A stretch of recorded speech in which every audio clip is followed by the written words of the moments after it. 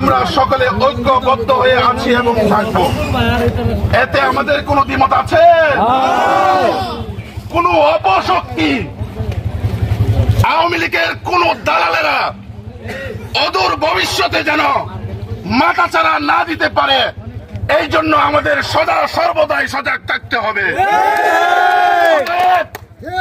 আমরা সর্বক্ষণ বিগত 2008 সাল থেকে 2024 সাল পর্যন্ত এই স্বৈরাচার শেখ হাসিনা মানুষের উপর যে জুলুম অত্যাচার নির্যাতন চালিয়েছেন, উলামায়ে কেরামদের উপর যে অত্যাচার নির্যাতন করেছেন, বাংলাদেশের মানুষ তা প্রত্যেকটা মানুষ দেখেছে, শুনেছে। অনেকেই কারা নির্যাতিত হয়ে কারাবরণ করেছেন, পঙ্গুত্ব বরণ করেছেন। বৈষম্য বিরোধী ছাত্র আন্দোলনের সমন্বয়ে ছাত্র জনতার আন্দোলনের মধ্য দিয়ে আজকে গণ অভ্যর্থনের মধ্য দিয়ে স্বৈরা শাসক পলায়ন করেছে। অদূর ভবিষ্যতে যেন ওদের কোন কার্যকলাপ এই বাংলার জমিনে তারা না করতে পারে, এই জন্য সদা সর্বদাই সর্ব অবস্থায় চেষ্টা অব্যাহত রাখতে হবে। আমাদের মনোহরদীপ বেলাবারের অত্যন্ত প্রাণপ্রিয় নেতা, জনদরদী গরিবের বন্ধু আলহাজ অ্যাডভোকেট সরদার শাখাওয়াত হোসেন বকুল ভাইয়ের নেতৃত্বে আমরা লেবুতলা ইউনিয়নের জনাব জাকির হোসেন শাহিন মরহল সাহেবের নেতৃত্বে আমরা ঐক্যবদ্ধ আছি এবং ভবিষ্যতে থাকব।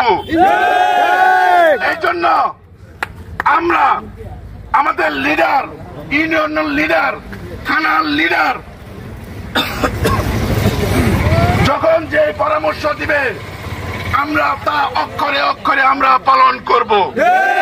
আমরা এক নেতার নেতৃত্বে, দেশ নায়ক তারেক রহমানের নেতৃত্বে, শহীদ প্রেসিডেন্ট জিয়াউর রহমানের আদর্শিত হয়ে আমরা বিএনপি করি। বেগম খালেদা জিয়া এখনো জীবিত আছেন, যতদিন বেঁচে থাকবেন ততদিন আমাদের প্রধানমন্ত্রী হিসাবে থাকবেন। আমরা আমাদের